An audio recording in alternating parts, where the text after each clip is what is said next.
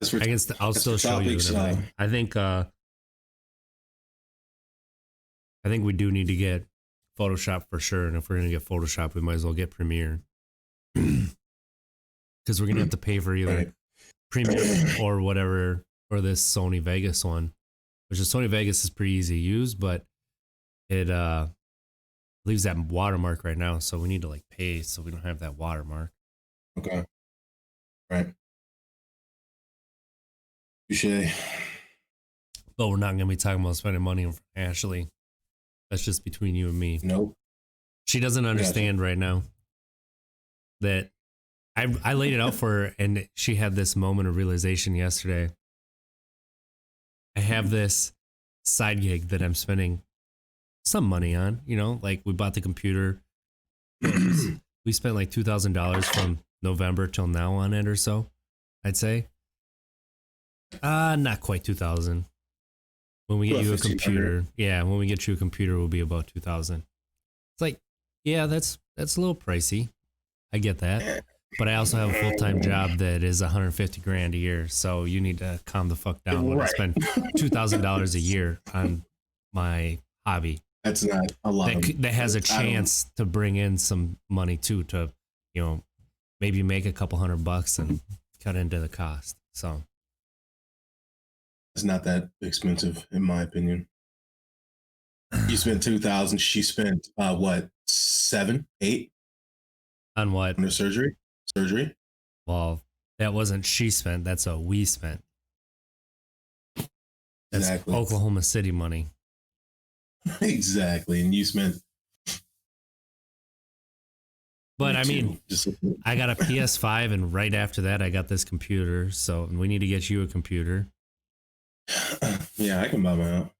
I can push the button today. PC. What do you know? What kind you want? Do you want a desktop? Do you want a laptop? I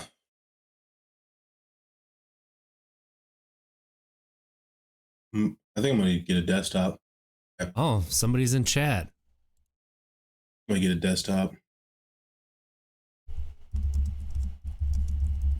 Is in chat? Why can't I see it? Knuckles562. You're on Discord, right? Yeah. Yeah, this is on the stream chat. Oh, I have us live on the stream chat. We're not recording yet. I was just checking. When did you go live? You gotta let me know when we go live. So don't say nothing. It's Twitch. We're fine. It's nothing crazy. Like what? Like Tom Brady's not the greatest quarterback of all time? Yeah, we know. I just need to know when we're live. Okay, good point. All right. Touche. You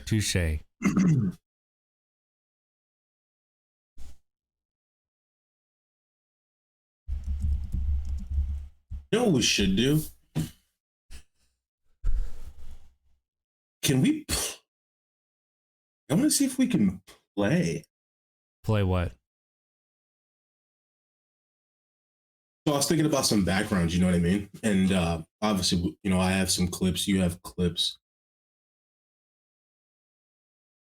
What we can put in the background, like if we can even put the game in the background, or what game? Like maybe a video game, or maybe a sure. Maybe a classic football game. You know what I'm saying? That we could put real low. The only thing is we gotta get copyright, or YouTube is gonna shut us down for some of that. Right, like the video game would probably be fine, but the any of the football stuff would probably not be. So, gotcha. All right, we'll think about that for next time. I'm ready to go whenever you are, man. I mean, the beauty about this is this podcast, our flagship, is I think we do a great job of just, you know, us just going back and forth, great things. So, I know that you got something that you want to chat about, so we can just piggyback off of that. Yeah, I'll probably talk about the accident a little bit at the front. So, yeah. Ready? Here we go.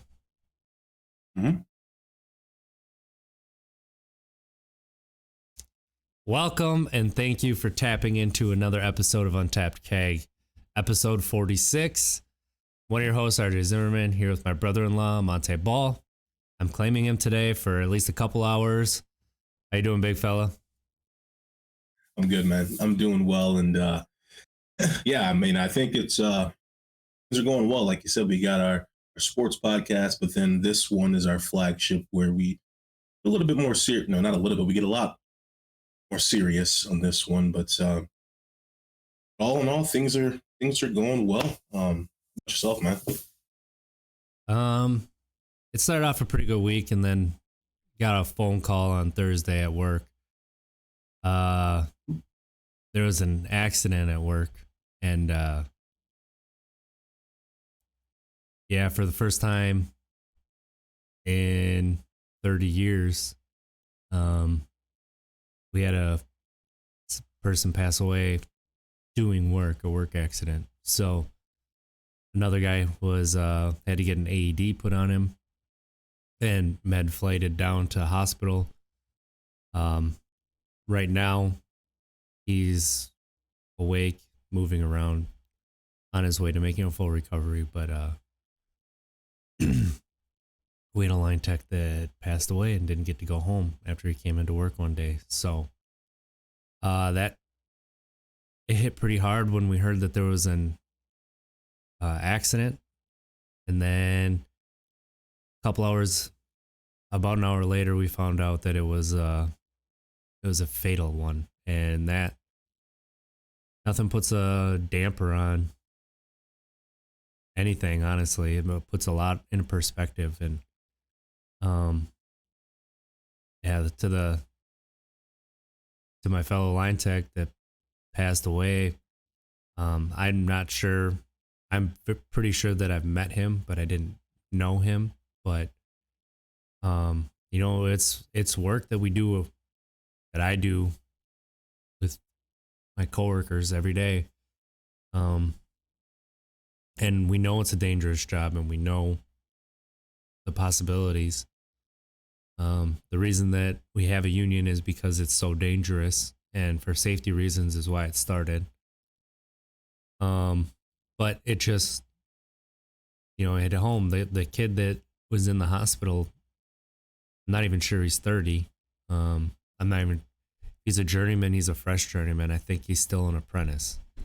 To go through something like that, someone standing right next to you who isn't going home. That man's family. It's one of those things. On Friday, I didn't do anything. Didn't feel like doing anything. I just laid around the house, and it's like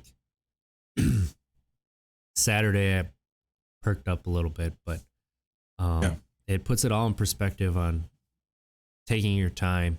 No job is worth you not coming home. Period. Yeah, it's a sad day. It's a sad day all around. And, when we went to Oklahoma City, there was a guy my age. He had a family, young family by the sounds of it, who had an accident. He was up on a pole climbing and got shocked. And it sounded like he wasn't going to make it, but he ended up pulling through. And that was really close to home, as in like the same city we were working in. It happened before we got there, but still, it's like you look at how everything was up there and you're like, okay, I can see how this could possibly happen. He's working in a place he doesn't know. He's working on a system he doesn't know. And sometimes things get away from you, no matter how careful you are, just things can sometimes get away from you. And for that to happen, we, got a fund together and donated some money to him and his family for healthcare costs and everything after that. That also puts a little bit of a realization in your mind too of what you're doing. But the conversation with my partner making the phone call, like letting her know what happened, and that's tough too. I know, like when I go in at 2 a.m., I know that she gets worried, and when I don't come home till, noon the next day, she gets a little nervous. So to just explain, I don't know. And we don't know the full details of what happened. We don't know. I honestly don't know anything other than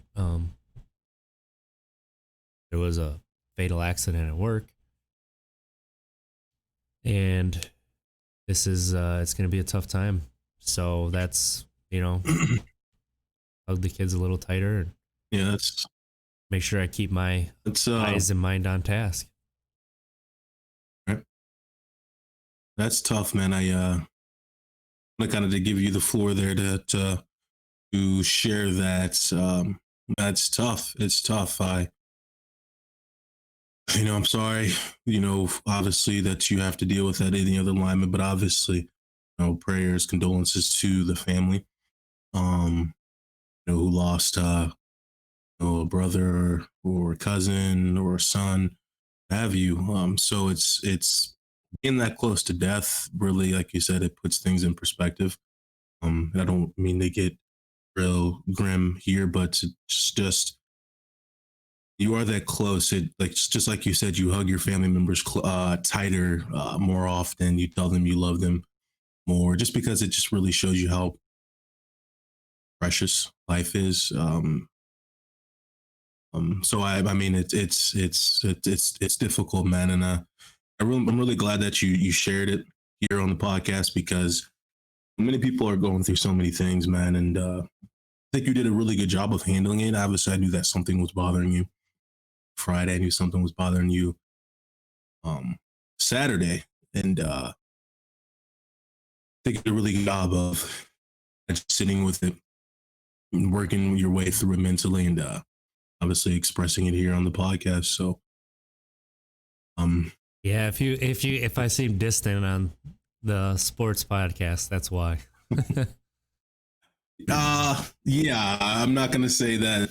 Yeah, I mean, I could tell something was on your mind, of course. Subdued. It's one of those things. Like when I was driving home, I got a 35-minute drive home, and because I've, what's the word? Kind of just I've tempered down my emotions so much over the years. I try not to let them flare up as much. So when it comes to crying, I don't do it often. Like it all wells up and then just it's a dam when it happens. It's something that drives Ashley crazy. Like when I was really close to my grandpa when he passed, I didn't cry for 3 weeks till I was driving down to his funeral. And she thought it was fake because of when it happened. But that's just how I am. That's how that's how I'm trying to think of the word, but like as growing up as a boy and a man, we kind of try to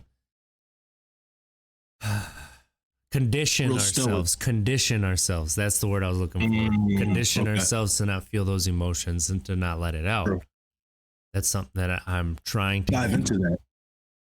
Trying to get through to my kids as a father, that it's okay to cry, and I want to let them know it's okay to cry. It's not okay to throw a tantrum, and it's not okay to throw a fit, but it's okay to cry. When you have big emotions, it's okay to cry. Let's dive into that, man. Let's dive into that, and I think that's a beautiful topic. Really, really do, because because we're two men, of course, who battled alcoholism, who will forever have that battle, and I think we share. Right. And I think we share similarities with what you just stated there, of going throughout our lives while we were living into our alcohol use.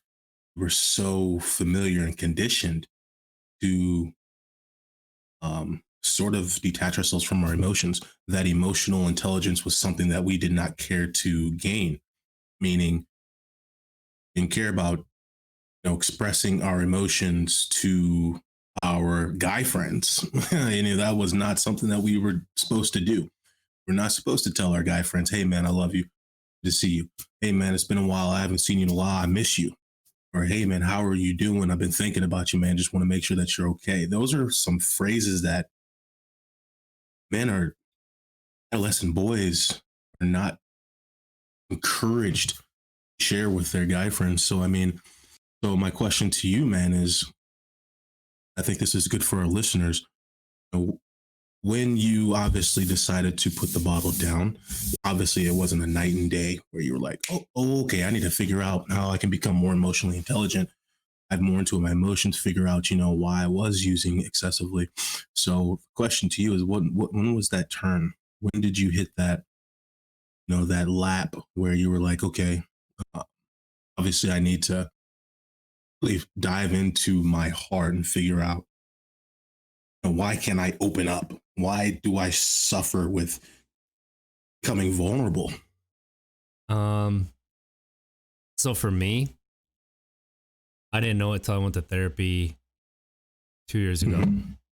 I didn't realize how emotionally unintelligent I was. It was basically happy, mad, glad, sad. That was kind of it.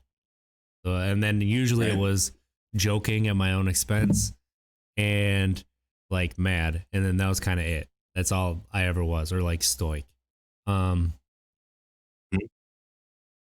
Went to one session of couples therapy when I was on autopilot that I talked about last episode, and in that, you know, with my partner being a marriage and family therapist, she kind of already knew this, but I needed to hear it from somebody else because at that point, it's like I just felt like I was attacked no matter what was being said.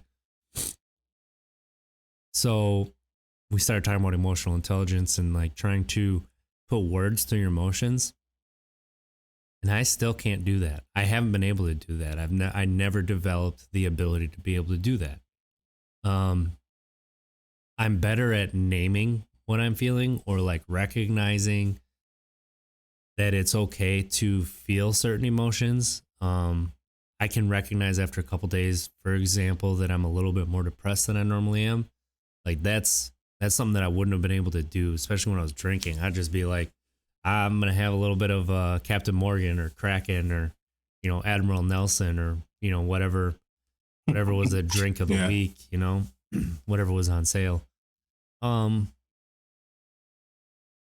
That's kind of like I honestly Ashley made me watch a video about that one that you watched, the Mask You Live In. That's it. So Brilliant. Like that's when I realized what I wanted to be as a father. Sometimes I almost feel like it's too late for me. Like I may not ever pick up that skill, but I'm still gonna try a little bit more. I'll probably never be able to find the words to describe exactly what I'm feeling, but I don't know. It's kind of like your palate. Like I feel like if you have a really refined palate, you started refining it at an earlier age. That's how I kind of feel like about emotional intelligence. Like you started naming it at an earlier age. You started putting words to it at an earlier age, so it makes it easier. Does that make sense? I mean, when did you realize? Because you're more unlike me, you got therapy right away, which was a really good thing. And then also you inundated yourself in the field, which helps you explain a lot that I don't. You teach me a lot about stuff that I do just because it helps me, but then you put names to it and it makes sense to me. So. Yeah, no, I appreciate that. And like, I don't have all the answers, but I think when what you just mentioned right there, where, I hopped into therapy early on, it's I got to give credit to my therapist, give credit to those who, including yourself, pretty much pushed me in that direction because obviously something was wrong with me. Or I hate saying wrong. Obviously, I was dealing with, some demons. Obviously. So throughout my therapy, man, I think my situation is No, I obviously knew that something was bothering me. So when I went into therapy, I knew I couldn't sit there and be like, okay, nothing is different about me. I obviously don't have a drinking problem. I obviously knew that I have a drinking problem, and I worked my way throughout therapy to really peel back the layers to understand why I wanted to excessively drink. So I guess to answer the question of when did I kind of have that turn, it was in 2017, man, when I realized that I gave a lot of power to people who don't even know me, at being people on social media. Um, I cracked under the pressure. Everybody knows that now. I've been outspoken about that. The NFL played phenomenal in college, but once I got to the NFL, I cracked under the pressure. I'll be honest, it was too much pressure for me. Too much social anxiety, too much. It was a lot of pressure playing side by side with Peyton Manning. I mean, that heightened my anxiety. You're playing next to a great, so you had to be perfect. So for me, I understood that throughout my therapy, and in 2017, I really realized that the social media aspect of it, Twitter, people telling me that I suck, fumble, etc. I gave them too much power. So I realized that with the emotional intelligence, I can't allow for anyone to make me feel a certain way. Like, do you know what I'm saying? This may not Yeah, I know what you're saying. make sense to some people, but like I can't let Well, you, RJ. I can't let you, even if you say something to me here, I can't let that impact my day. And obviously I understand that some people that's easier said than done. But as long as if I'm doing the right things, I wake up during lunchtime, during dinner time, and when I go to sleep and I do the same thing the next day, I cannot allow for any outside noise to impact my emotions. You know what I'm saying? I can't allow for that to dictate how I'm going to feel about myself the next day, the day after that. So that is something that I kind of learned in 2017, where it's like, no matter what, some people are not going to like you. No matter what, the world is going to judge you, but you just got to figure out how you're just going to keep just chipping away at it and keep moving forward and doing what you're doing.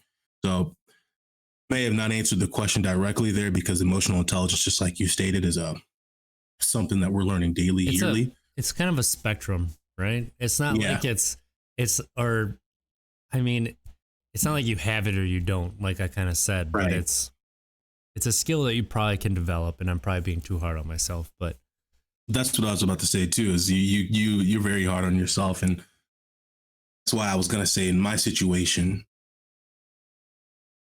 I had to do something. My stuff was all over the news. Like I wanted to, but I had to. Like, I almost think at times, like, my stuff is, hung out there to dry. I almost want to think, like, where would I be if that wasn't the case? Which I think I think I still would have gone through therapy and stuff. I still would be where I'm at, but I always kind of think of that stuff. Like, if I wasn't in the public eye, I'd be so hard on myself. I think so. Sorry, man. I'm kind of just diarrhea in the mouth right now, but it's knowing your family, they wouldn't let you, right? Right. Like, you would still be hard on yourself. Like, true. I like these conversations, man, because well, like you said about letting other people, like on social media, have that hold on you, but other people can relate to that. Like, people that don't know you, like they know about you and they know some stuff, but they don't know everything, would be coworkers. That's a way that people would be able to absolutely relate to that. Like, I have isolated myself at work to the point that, like, I wouldn't open up to my coworkers, I think, to a fault at one point. And I have very few people I would consider friends at work too. I would say maybe like 4 or 5 people I would consider true friends. Otherwise, we're just really good acquaintances. And I do that because of how I've kind of been treated at work. So it has caused me to kind of insulate a little bit, and I have allowed those people to have a lot of power over A, how I feel about myself, and B, my emotions as far as coming home happy or not. So like being able to recognize that as well, which I don't always recognize. I don't always recognize until, you know, there's a little spat in the house, or like, Yeah. I'm like, why am I so frustrated right now? Like the kids really haven't done much. Why am I frustrated? Stuff like that. I need to get Excuse me. better at taking that drive home to self-reflect a little bit more than what I do sometimes. So I like that. I like what you just said right there too, because I can relate to that. Driving. Sometimes people, most people, complain about long commutes to work, from work. I think I love driving. I love the sometimes to turn the radio off, or maybe even turn on your best song, your favorite song, what have you, and just almost like a meditation in the sense where it's just you and your thoughts. I really, really hone in on that. I have that alone time in the car to obviously think about my schedule, think about how I'm feeling, why am I feeling a certain way, think about what atmosphere I'm about to get into, with that being wherever my destination is at. Um, all the above. I think it's when we talk about emotional intelligence, yeah, just like you stated, there's no like pinnacle, like, oh, this is the most emotionally intelligent you can ever be. No, I think it's for those who may not even understand what we're talking about, just start thinking about how you're feeling. Why are you feeling that way? If you wake up um sluggish, if you wake up super tired, maybe try to think about what time you went to sleep. Think about what you were looking at before you went to sleep, what movie, what television show, etc. And just like you stated, some of the emotions that you're feeling when you come home from work, figure out why you're feeling that way. What conversations did you have at work? How did you feel going into work? Um, just a great place to start with it, and just keep chipping away at it, because it can only better you. for sure, for sure. That's, I mean, even, sometimes I notice when I dream, sometimes I'll wake up and it'll affect my emotions too a little bit. Um, so that's something that, like, later in the day, if you're really sad and you're like, why am I sad? Like nothing bad's happened today. Like maybe it was something that you dreamed the night before. Or, we're complex organisms, human beings are. So one thing I've noticed since I quit drinking too is I'm really empathetic. Um, I'm really empathetic. Like when I see people have are really sad or something affects them negatively, like that instantly brings me down too, because I just want to make them feel better. I want to do something. I don't want people to feel that way because I know what it's like to feel that way. So, or like if I feel somebody left out, like they feel like they're an outcast, like I will do a little bit more to make them feel like they're included in the group. So Yeah, that's that's it's something true. too that I had. One of the reasons I think that I would drink, especially kind of college, would be to just let go. You don't have to save everybody, but I kind of like the feeling that I want to save everybody, that I want to, like, now that I realize that that's part of the reason, um, I want to at least try, at least be there. And it makes me hate myself for when I was drunk because I didn't do that. I made people feel like crap. I made people feel left out. So, Yeah, self reflection is an amazing tool, man. It really is, and I think people really need to. And again, this this is going to go towards those who may not be doing it, but people need to understand that some of your worst moments in life, it honestly, as cliche as it sounds, are your greatest lessons. Because I mean, what else can you do with that moment?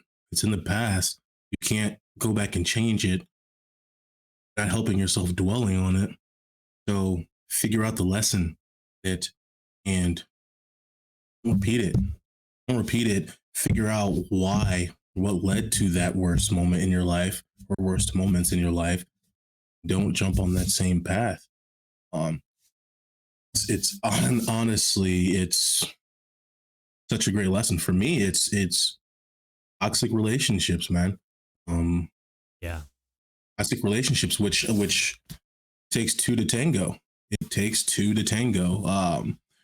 Not the act, obviously not the domestic violence situation, but just as a whole, it's a learning experience for me. Um, you don't hop into a relationship if you're not right in the mind, and that was my case. And I'm only speaking about myself here when I say that I was not right. Hopped into a relationship, so that's a learning experience for me. Make sure that I'm complete. Make sure that I'm whole. Um, make sure that I got all my ducks in a row before I drag somebody else into my mess. Um, don't be so selfish about it. Which again, I'm speaking to myself on that, but I hope that people can understand where I'm coming from. Um, learn from those mistakes. Learn from some moments in your life that you may be dwelling on. Try to take the lesson from it. And I think that that's huge for those who are in recovery, man. Huge. Don't, for people who are in recovery, don't feel like you have to do it yourself either. You know, um, we both have been in therapy, are going to therapy, have gotten help. Like, for me, ADHD, like, you can kind of see, I don't sit still for very long. Uh, that's just one thing. Wish that was at and least that's not as bad. Yeah, that's not even as bad as, it's not as bad on at least of my worries. I can be. Like, sometimes I stand up and walk around and people are like, what are you doing? I just got to do something. So that's something that you're not alone. Like, that's why we want to do this podcast, to show people like you're not alone. There's different ways. There's different ways to handle being sober. There's different ways to start. There's different ways to go about it. Like, AA is not for everybody, but AA is a wonderful tool for people, especially when it works for Right. you. You don't have to go to cold turkey either. Like, there's different ways to do stuff to get through your vice. Don't feel like it's not one size fits all. It's not. One thing I want to kind of talk about here too is, because you touched on it, the whole coworker thing, but I want to talk about families too. You know what I mean? I do know that in the recovery world, we have that stigma. And those listening, you're going to know exactly what I'm talking about. RJ, obviously, I know you know. It comes to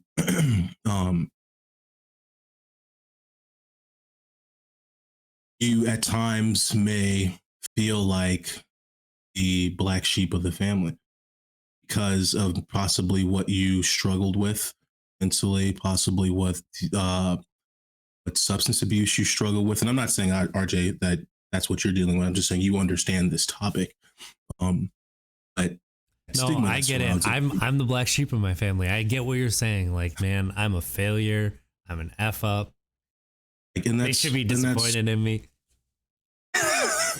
But I hear what you're saying to me directly. It's okay. Nah, and I'm not. No, I'm not calling you out like that. It's but when I want to mention this because I know that some people, they feel that way, where it's like they may be feel too embarrassed to be around their family. Maybe even today during the Packers game, maybe feeling too embarrassed to be around their family because maybe something that they did last week, last month, last year, they were under the influence and they're too embarrassed to show their faces. And I guess the beauty about therapy, and the beauty about life is you have the opportunity to talk to your family. Maybe it's obviously some who do. And I think it's just putting things into perspective as to if you've learned your lesson or not. I mean, I guess I'm kind of just spitballing here, but for those who may feel too embarrassed to go by their family and stuff, just do it. Hold your chin high. Just do it. And maybe have a conversation with your family about where you are today or what steps you've taken to improve your life. Just do it. it's a huge step in the recovery world, huge step on your journey, just to kind of face that barrier of embarrassment, because it's your life. So just do it. I had a lot more to say, but I didn't want it to get too dark. I guess I just want to keep this positive, where it's, if you need any help, any advice about that stuff, please reach out to us, because I know that stigma weighs heavy on some people, but there's really no right direction to go with it. Um, I just share with how I went with it, which was, I just showed my face, just called myself out for my mistakes and said I'm not going to do it again. I know that's difficult for some, but it's the route that I took, and it has been successful, in my journey. So figure out how you want to do it, and if you need some help from us, we'll most definitely give you a call and reach out to you. You know, That's all I got right that's the thing about, you said you don't want to go too dark, but sometimes you have to go through the darkness to get to the there. Yeah. light, you know. That's, I know it is difficult, especially because when it's your family, sometimes they're the hardest on you. They're the ones that mean the most, like you want to make proud. But really all they want is for you to be in a good place. Like, you know, I guess should want. That's all they should want, because not every family is a solid structure, right? There are broken families out there. You got to find your support structures, whether it be your family, whether it be some friends, whether it be the family you make. But being able to identify who are going to be there for you for that support structure, that's so huge. Yeah. It's just so big. It helps more than anything. More than It does. And honestly, when you're in there, like that feeling, it's better than, you know, any buzz that I ever had. So, that's just I guess that's like that. Sorry, good. No, you go ahead. No, I was going to chime in with what you said, because you just put everything that I just stated in one sentence, which I could have just said all of that. I don't want to get too diary at the mouth here and too confusing. I think you just nailed it, where it's just, it can be tough. It can be tough to face your family. Um, it can be tough, but just figure out how you're going to do it. Figure out how you're going to do it, and make that jump, make that leap. Sometimes when you just belly flop in, the pain is temporary, but man, you feel kind of good afterwards that you conquered your fear. Not everybody can do it gracefully. I like this conversation, because I think this really goes to show people that there's no exact way how to express yourself, or how to say certain things, or how to tell people how to do certain things. That's the beauty about recovery. It's your own journey. It's your own path. You make it how you want it to be. Um, I guess, you do have those tools that everybody uses, and again, back to what I stated earlier, that tool of self-reflecting, tool of using your past experiences as a lesson, is a huge one. And if that is something that you can share with your family, hopefully it'll be well received, receptive to it, and believe you and trust you. Yeah. It's a remarkable journey. You really get to learn a lot about yourself, and that's kind of weird in a way. Well, I mean, really, if you think about it, the way that you and I drank, the way that we used it, we were really hiding from ourselves. I mean, Yep. So yeah, you do have to learn about yourself. You have to, rip that Band-Aid off. And I know for me, it was looking back, I hated the person that I was. And I was more proud of the person I was in high school than I was today, which is a really sad thing. That's, that was back when I was 26, 27. So 27. So that's what really opened my eyes. Like, I'm 27 years old. I hate myself. I was more proud of the person I was in high school. And Mm. I didn't have a career at that point. I just had a job. I just was trying to make ends meet, living paycheck to paycheck, honestly. So, it was like, what steps could I take to get to being proud of myself, being proud, live a life that I was proud of, live a life that um, I would be okay bringing children into it because, I did want to have kids. So, that pride is such a, it's a double-edged sword. So, it is very good to have some pride in yourself, but it's also, pride can really knock you down faster than Mm-hmm. anything else as well. So you just got to be careful with it, but also you have to be proud of yourself at some point, right? You do. And that's why the recovery journey is such a powerful thing for people. And when we do the rally for recoveries, when we have events for people who are all in recovery, I think that's why there's so much energy in the atmosphere because, and this is honestly why I love the recovery community, because you don't feel judged. You don't feel judged. You don't have that black sheep feeling. You don't have that. Everybody's always going to bring up your past mistake. People in recovery get it. People in recovery understand that how it is very possible for one to act uncharacteristically when they're under the influence or when they're at their bottomless pit of their, substance abuse. So that's just the beauty about it. And then also you're around individuals who know that they've made mistakes in the past and they know that there was a drug that obviously pushed them down that wrong path. You're around individuals who self-reflect and are making themselves better. And so that's just why I love that community.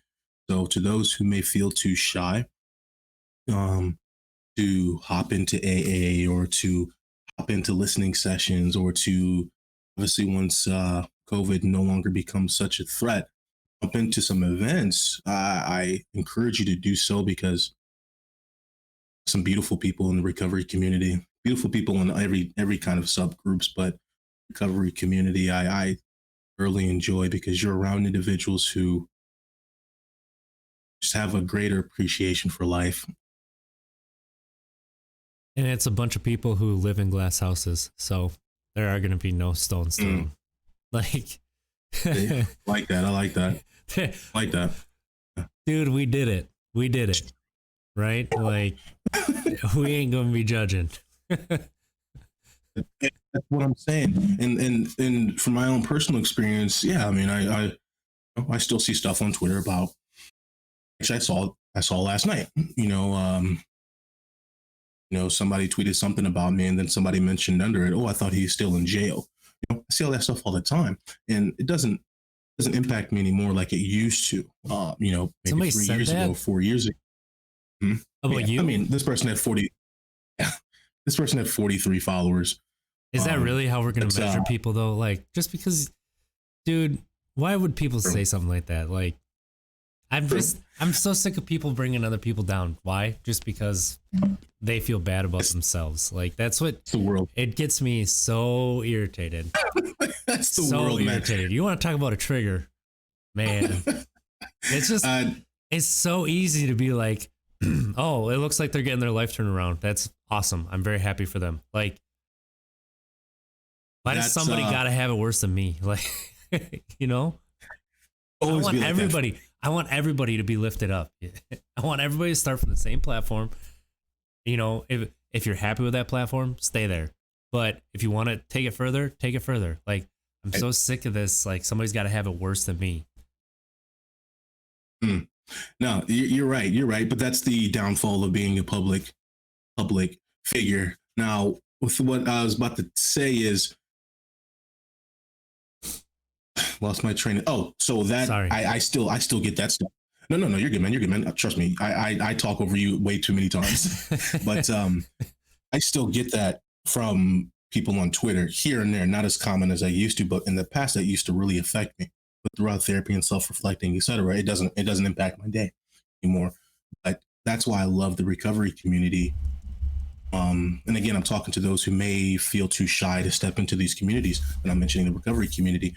When I'm in that community, I know that I will not have to hear that. I know that people aren't going to look at me and be like, oh, wait, that's Monte Ball. Oh, ooh, he kind of fell off pretty hard. Or I know I'm not going to get any of that. So it's that burden, that freedom I like that I really, really enjoy. So I'm just encouraging people to step outside of your shell a little bit and go and talk to some of those who are in recovery. It's a beautiful connection. It's a rare connection. So I guess let's transition a little bit. Let's talk about some other stuff that happened this week. So it was MLK Day this week. Touche. So Indeed it was. Martin Luther King Jr., one of the most important figures in American history, let alone politics or civics or social studies. Like, dude was a giant. Mm-hmm. Every year when it comes around, how does it make you feel? How do you the day, the events that happen, the reflecting on such a great man? Obviously, yeah, I'm a huge, my community, Black community, brown community, and obviously, like you, RJ, you're a strong white ally. So the strong white ally community obviously loves Martin Luther King, everything that he's done for all communities, and obviously, yeah, it's a very special day for us. The one thing that I do want to touch on here is it was different this year around. Obviously, not taking any light away from what Martin Luther King has done for us, but I think this year was a really unique opportunity for us to really see how people use him on social media. I think how people are contradict themselves, how hypocritical people are, to say, okay, no, I don't believe in racism, so let me just post this about Martin Luther King. But it's like, but wait, 2 weeks ago you just said yada yada yada, or last year you just said yada yada yada. So I mean, it's you said Black Lives Matter is racist. You said Black Lives Matter is Yeah, and again, I don't want to get too political here on this. I'm getting it. That's why I brought this up, because I want to go into it. Right? Like I posted my personals and I had a 7-minute video about this. I'm very passionate about it. I'm sorry. I want you to finish what you're going. You're good. I think it just ties in though, just like we've been saying this entire episode, is that self-reflection, that emotional intelligence. I think social media right now is the greatest villain for emotional intelligence, the greatest barrier, because social media, that being Twitter, etc., you have the opportunity just to spill whatever, just it's just a platform for people just to shout at each other. And I think people need to take a step back, especially those who contradicted themselves with Martin Luther King Jr. post, take a step back and self-reflect and really figure out that you're on social media just trying to please people who don't know you. I don't know. I mean, I the mixture of feelings, but again, that emotional intelligence allows for me just to deal with them inside and not to spew them out in a negative way. But long story short, MLK Day is also always a beautiful day. Great time to reflect on American history, our Black communities, brown communities, and to see how far we've came. I mean, we've come, and we got a long way to go, a very, very long way to go. And I'll let you get to it because I know you got some nuggets to drop here. Go ahead. All right. I grew up. So how was it for you? Obviously, it started off like, last weekend we were talking about who has off. So like Ashley closes the daycare. It's a major holiday in this household. It's a major holiday in your household. It wasn't that way when I was growing up. I mean, we talked, it was a day of celebration, especially in school, but dude, this year really made me see how Martin Luther King Jr. has been weaponized to keep people down. Mm-hmm. I got so mad. I started off as like, I'm like, yeah, MLK, reading about what my job is doing. They're actually doing some really good stuff around it. They're using it to promote diversity, which is awesome. I'm really glad that they're trying really hard to promote diversity. But it started with hearing on the radio some people talk about a quote from MLK about violence and raising a generation in violence and how that's just going to keep the cycle of violence going. And they use that quote to say that that's why Black Lives Matter in the riots is such a negative. He's basically putting down that effort before he even knew it was going to happen. But really what he's saying is the white people who promoted the violence against the black people and honestly brown people, it didn't matter if you weren't white, like the violence that was used, it's just perpetuated the cycle of violence constantly. That's all it's been. White supremacists are always violent, always. And when you look at it, that's really what that quote was about. I know that, he was a pacifist and he was against violence of all kinds, but man, like white people, we need to take a step back. Take Martin Luther King Jr.'s name out your mouth because you don't understand what he was trying to say with any of these quotes. You have bastardized all the quotes. You've taken them all out of context to fit your narrative. And it's just, this year's the one that the straw that broke the camel's back. Like I saw all of it. Like all these people that have done nothing but Black Lives Matter is a terrorist movement. Black Lives Matter is racist. Black Lives Matter, all this. Like, dude, Martin Luther King Jr. started the original Black Lives Matter movement. Like, how ridiculously, ignorant are you? I know that you're ignorant and you're willfully ignorant. That's the age we live in, right? And you're scared. White people are scared. But my goodness, I got so frustrated that, just seeing people use quotes, see people use, bastardize what he said, take quotes out of context, like try and use these quotes and be like, well, as a white person, how have I done this stuff? It's like, as a white person, you can't relate to that.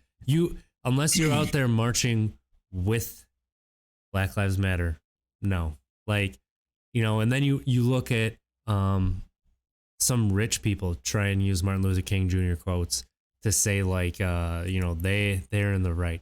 Really, all it is white people using Martin Luther King Jr. to not feel racist for the other 364 days of the year. They want to feel good about themselves for a day. And, see, I can say a Martin Luther King Jr. quote, like, I have a dream as well. I can interact with people. Like, no, like, dude, I don't understand where some white people come off. It's just like, we need to take a step back. We need to study the man's teachings. We need to look at his real quotes and see that, like, dude, every time we point the finger, there's three fingers pointing back at us.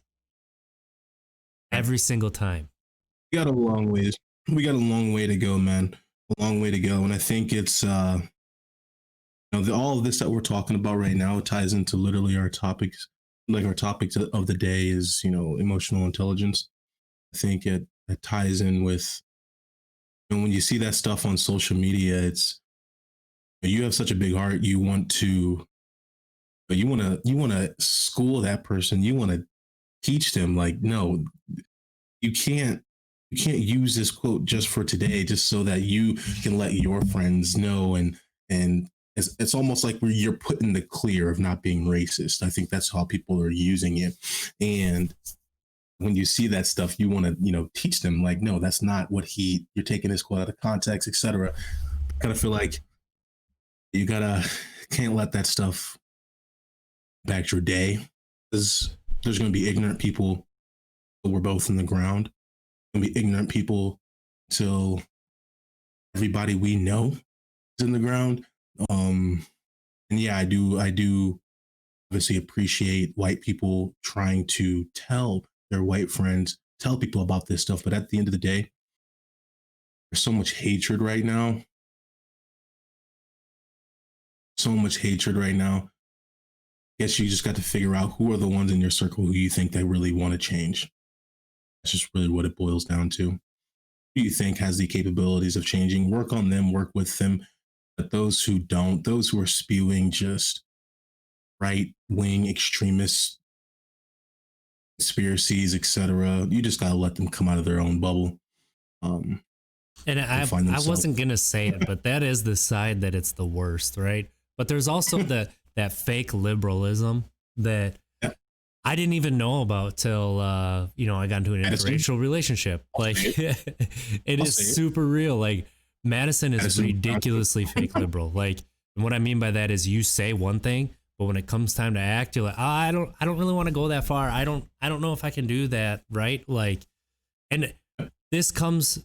I even notice myself kind of bracing when I see people that, and I'm not just talking. I'm talking about, even like people who look like they might be, might make me feel a little bit uncomfortable. Like sometimes I'm kind of shy out in the real world too. So, but that doesn't mean that I can't just treat people, give them a hi or whatever. Like somebody says hi to me, I'm saying hi back. Sometimes I say hi first. Like I like to be pleasant.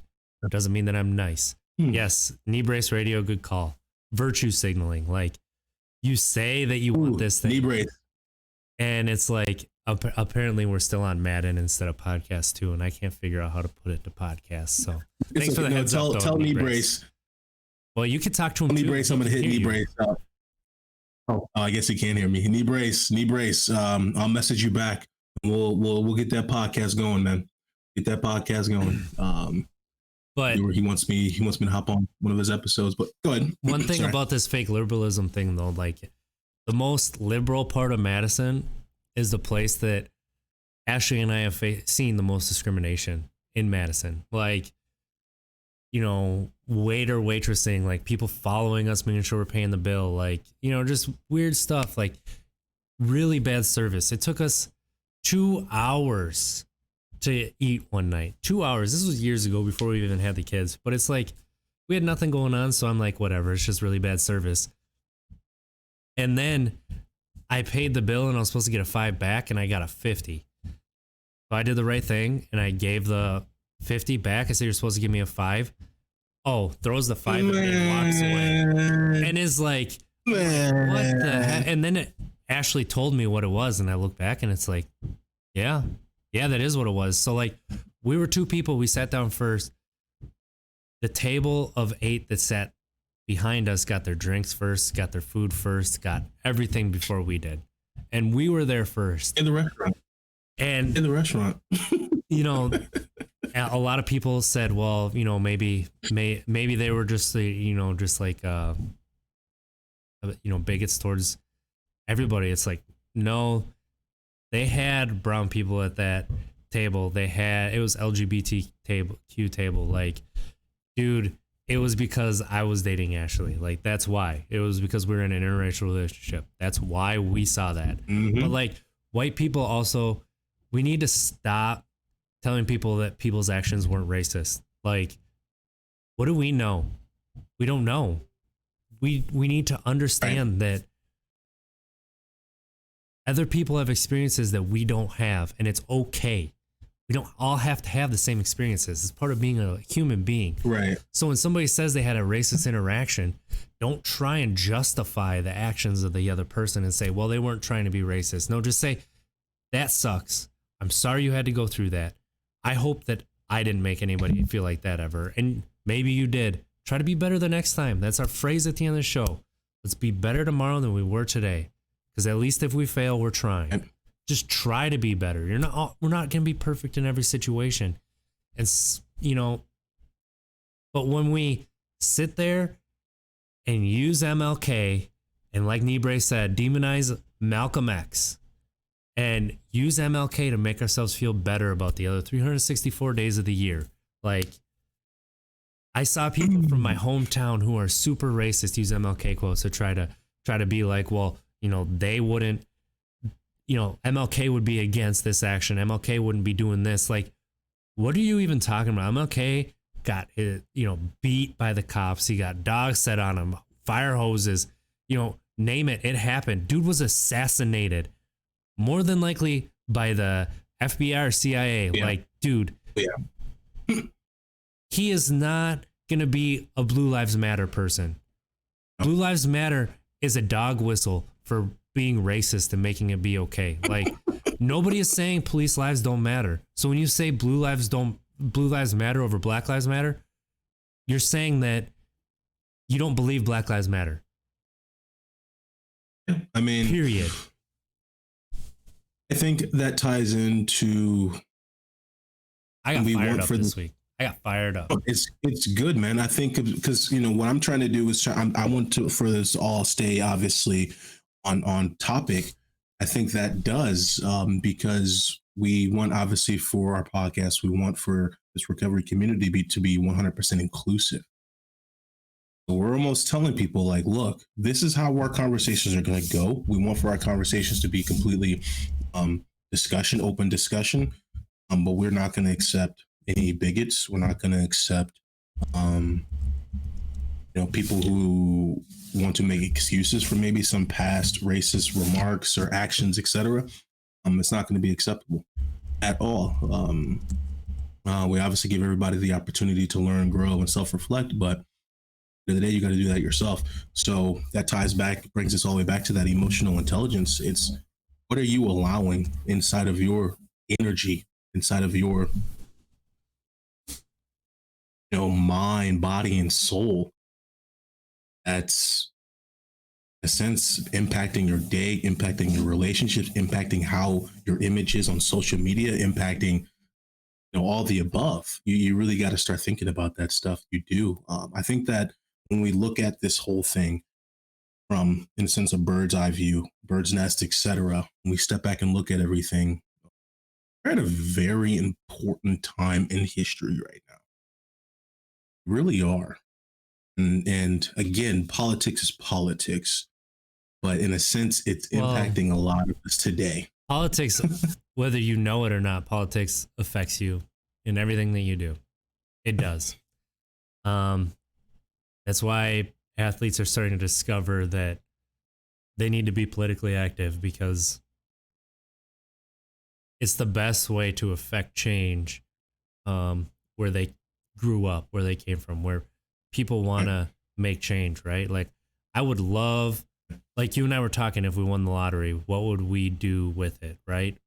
And I said that I wanted to start like basically a safety net program. Like, I would like to help people out where, like, if you fall, you're gonna be there with some, basically it's basic universal income. Like, everybody's gonna have the same starting point, which is what MLK talked about with his Poor People's Campaign before he was assassinated. Like, the Civil Rights Act passed, so now it was time to get equity, right? Because the equality happened with the Civil Rights Act, with the Voter Protection Act.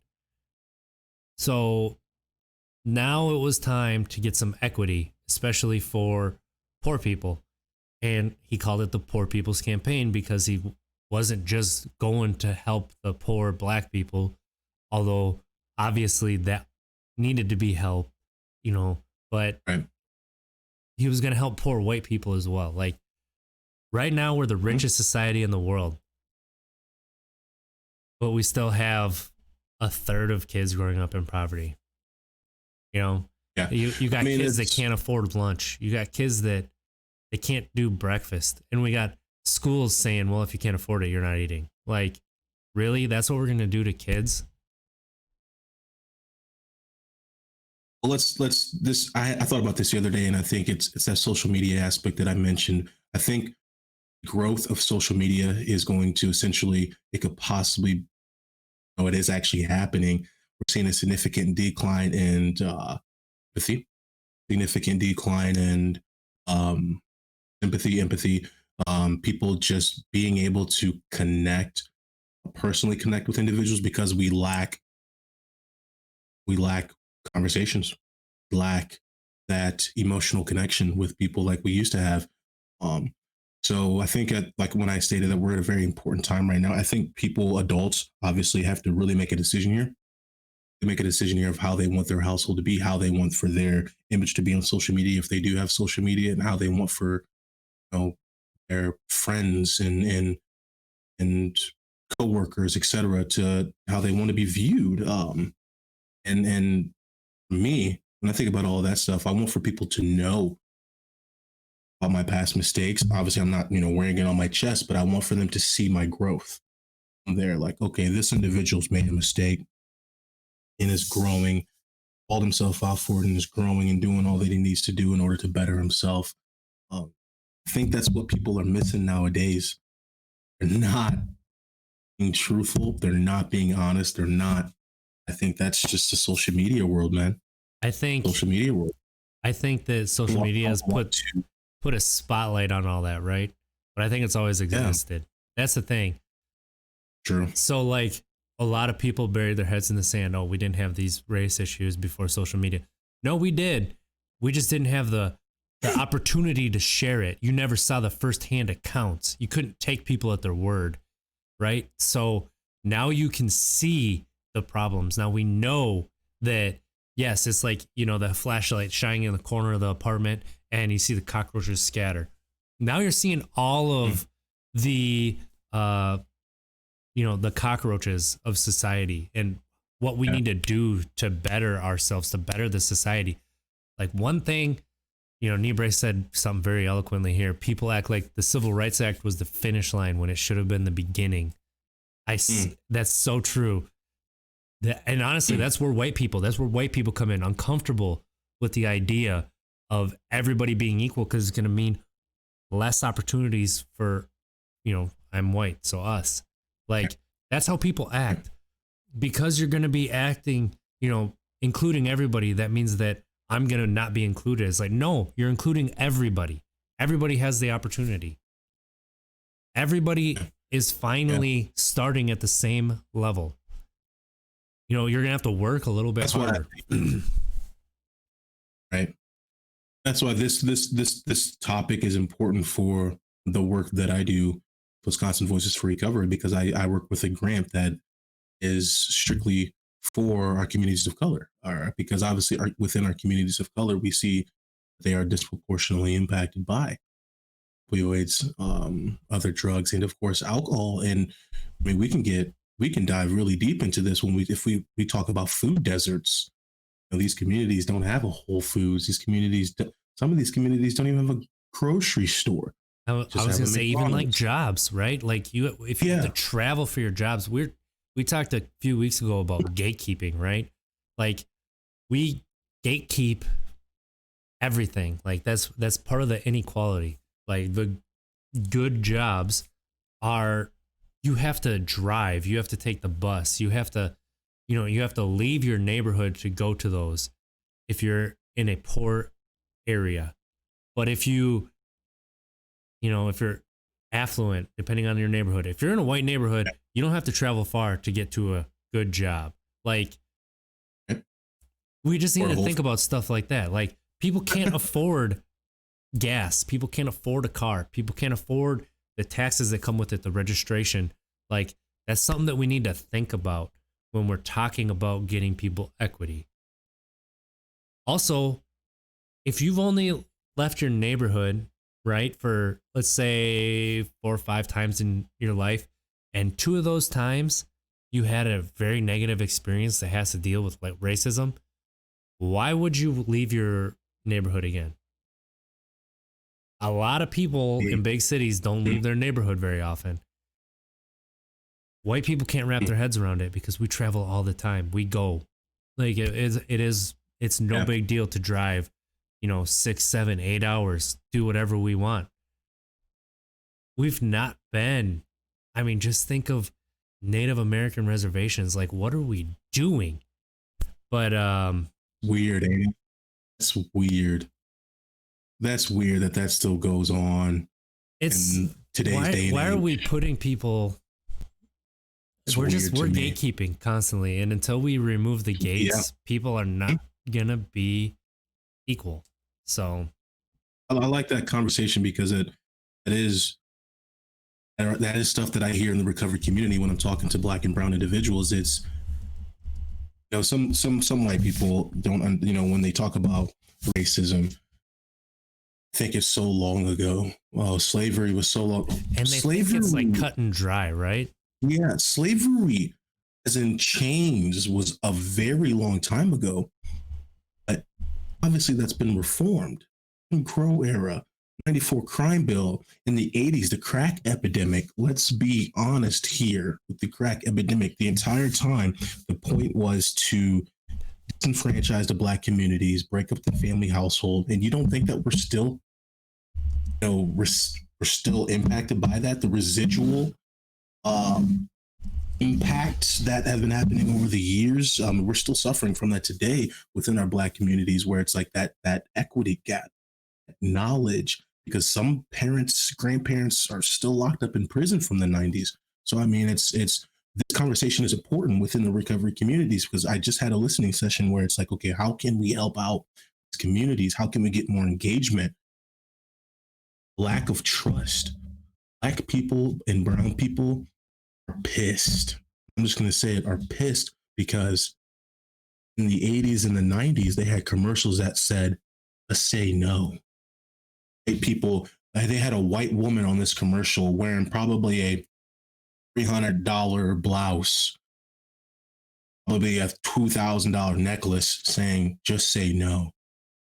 Fast forward to today, they are rolling out recovery efforts for white kids who are suffering with opioids, helping them out with their mental health, etc., which is all beautiful and great, but that's not the same treatment we got. Not the same treatment we got. We got, exactly. It's like, oh, wait, you're caught with marijuana. Oh, we're going to put you in prison for 20 years. Like, hold up. So this all does tie into recovery. This all does tie into the wealth gap, the education gap, that I think all plays a huge factor in excessive substance abuse that we see in our communities. It does.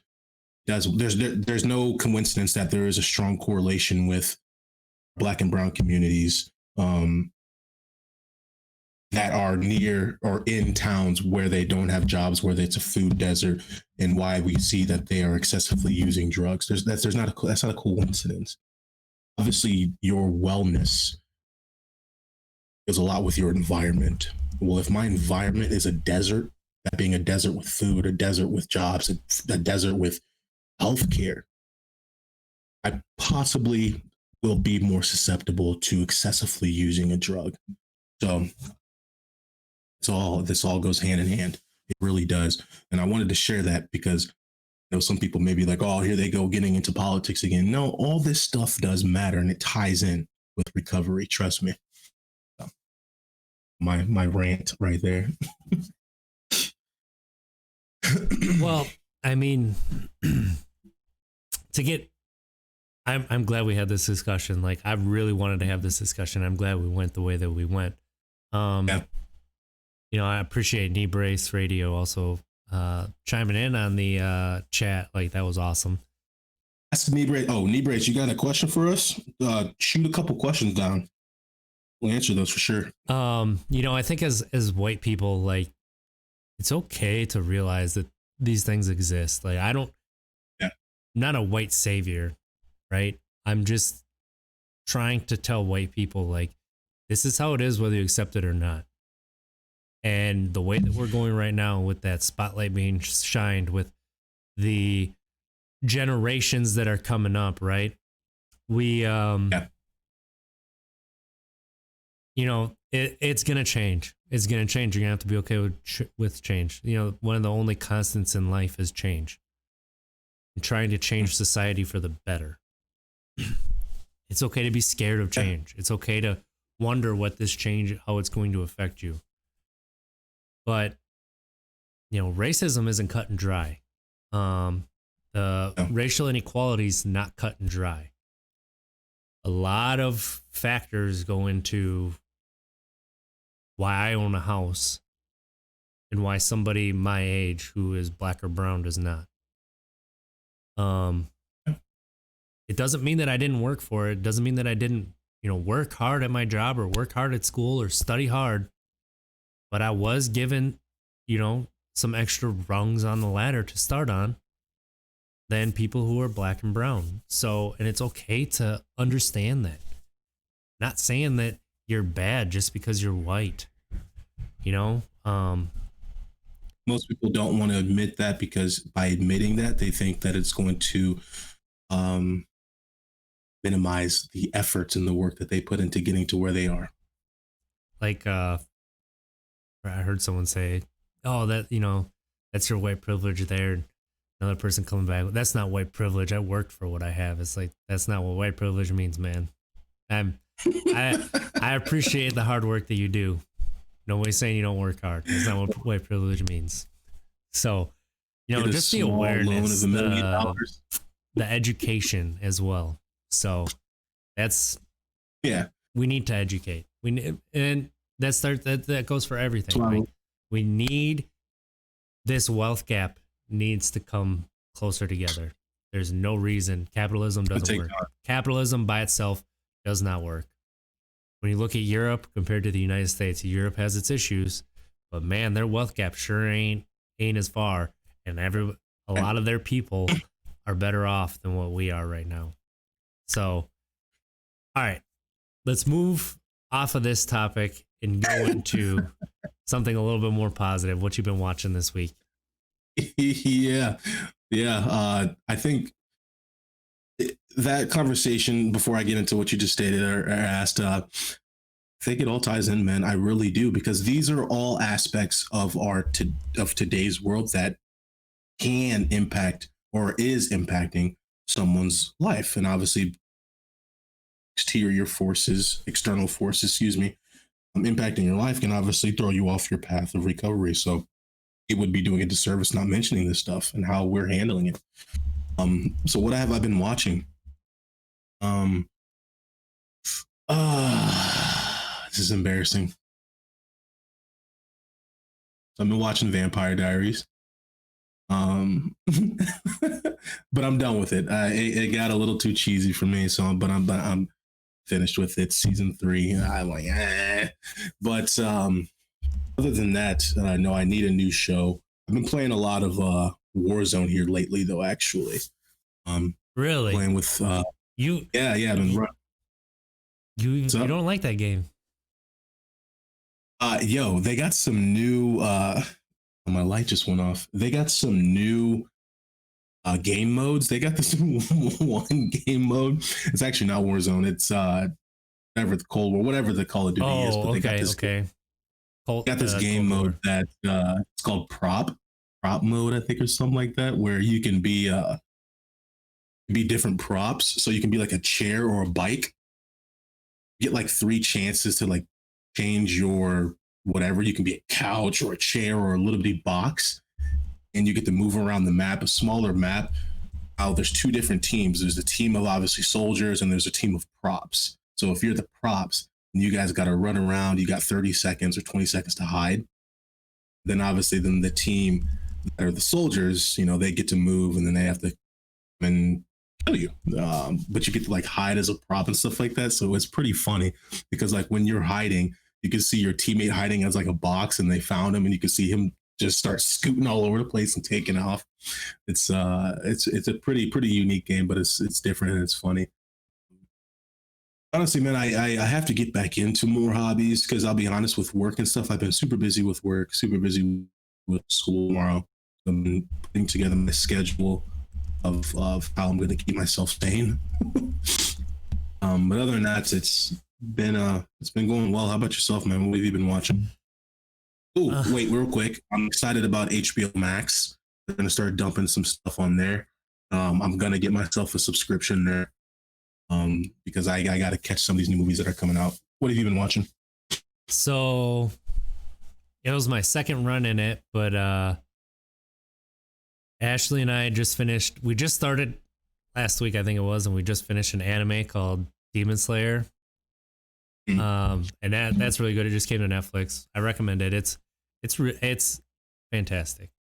There's not very many WTF Japan moments, you know what I'm talking about. Anytime anybody says that, and I stole that from Chris Cluey on Twitter, and as soon as he said it, I'm like, I know exactly what he's talking about. That makes so much sense. You know, when you're watching those anime and you're like, WTF Japan.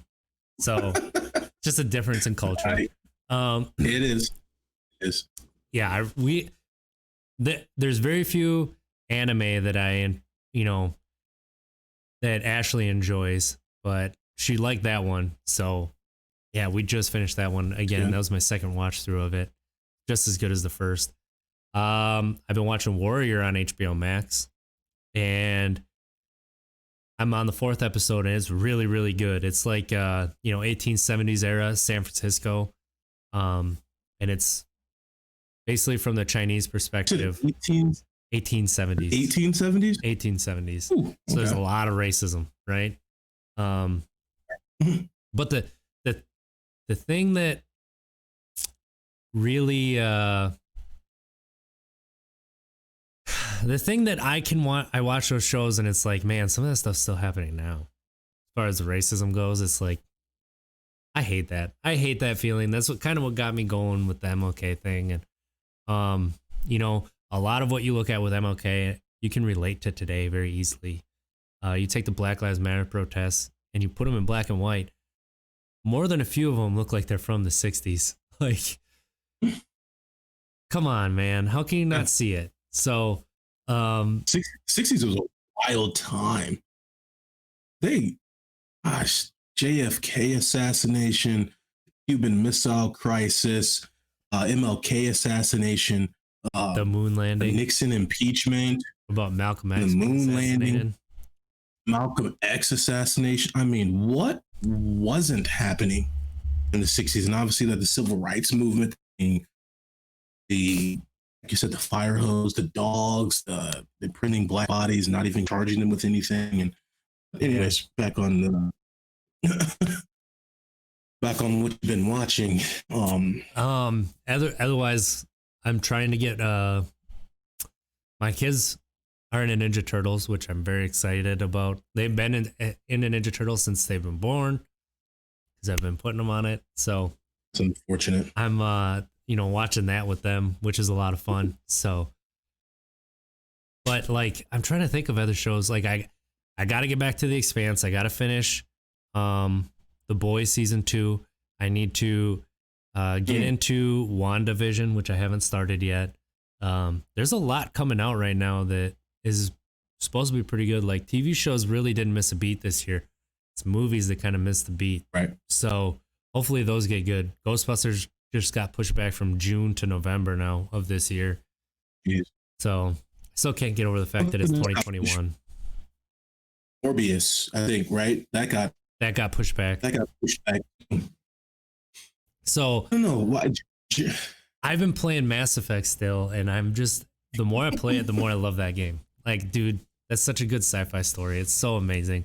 It's somewhat like it's more of a utopian society, kind of like Star Trek, but at the same time they have their issues similar to what we have. That's just. I really love that series. I'm excited for the remakes to come out because I miss those old characters that I connected with. But I really like what they did with Mass Effect Andromeda. If people, are into video games and those single player sci-fi, but you skipped it because of the reviews, I suggest going back and playing it because so far so good. I'm playing a lot of Madden. I'm really starting to see why people play Madden a lot. If you really get into it and if you really start to if you really playing it, you get hooked. So I've been playing a lot of Madden. What else? Rocket League. I haven't played Rocket League in forever. I need to play that again. So, That's there was a fun, man. Resident Evil showcase. Made me want to play some more Resident Evil, which because there's a new one coming out, and I need to play the third one anyway, because the second one was so amazing, the remake. They just remade the third one last year. Didn't play it yet. Just sitting there, just waiting for me. But Resident Evil 8 looks beautiful. I kind of want to play it, so I was like, I should play Resident Evil 7 first. And it was on sale, so I went to go see how much it was, and it said I already had it. So I'm like, when did I buy it? Well, it turns out that PlayStation Plus collection, which you get with your PS5, it's a part of that. So like the 20 some games, I think it was like 20 games I think you get for free from the PS4 on your PS5 just for buying it and having PlayStation Plus. It's a part of that. So that was really cool to see. I was like, that is pretty amazing. That might be the first one that I play off that collection. Yeah. So, but speaking of games you've been playing, how much further you get in God of War? Not much further. Because it's, don't get me wrong, and I don't want people to think that I'm not playing it because I don't like it. I actually do like it, but I've reconnected with we never really lost touch, but I guess reconnected when we speak on topic of video games. A good friend of mine, No Sean Moreno, started his Twitch account. He was getting into it. So we've been playing a lot of, I actually played Warzone yesterday, played obviously props. So I've been playing a lot of online games. But when things do slow down for me, I'll be hopping back on God of War. Just really right now getting a kick out of Madden, Rocket League, and some Warzone. Really have been getting just those three right there. I've been getting a kick out of. Haven't even really been playing any FIFA, which I love to play. I got to get the new one. Actually, I think you're just scared to get emotional playing God of War, and that's why you refuse to play it. So, anyways, you got yourself a big day today. Yeah, I guess we better get ready for Remember that. Huh? We spoke about emotional intelligence, so I'm keeping my word. And next week I'm not talking to you at all. If what you say happens, I'm not even gonna speak it. So all right, let's not speak it. We're talking about the Packers for those who don't know, but we're not even gonna dive into that because that's not this podcast. I think we covered some good stuff, man. Definitely. I think the topic of emotional intelligence is a very important one right now in today's our civil unrest that are happening. So make sure you guys are going to learn more about yourself, self-reflecting, and then share some of the tools with those closest to you. Where can they find you, Mons? Hey, baby. Uh-oh. You can hear them? Where can they find you, Mons? Yep. I'm talking to Uncle. My camera needs to focus. So, why is it not focusing? All right, so you can find us on untappedkeg.com, untappedkeg, on Twitter, Instagram, Facebook. Shoot us a follow. YouTube, Discord channels, Untapped Keg. Please join us. Let us know. You can talk to us anytime. We'll hit you up. So, you guys can follow me at Monteball28 on Twitter. Same thing that RJ just said. Hit us up on any platform, questions, topics. Even throw your phone number at us in a private message, and we'll surprise you with the phone call. So thank you guys for listening. We really appreciate this stuff. I think it's a great conversation to have on Sunday mornings. And take care of yourself. Take it away, RJ. Yeah, just let us know what's up, and we'll get back to you. So let's try to be better tomorrow than we were today, because at least if we failed, we tried. And everybody have a good week. Knee brace. Thanks for talking in the chat. What's up, Violets_TV, Silly Gnome 225. Have this too. F2 Pay R, Commander Root, A10, and another TV viewer. You guys, appreciate you tuning in. Have a good week. Baby.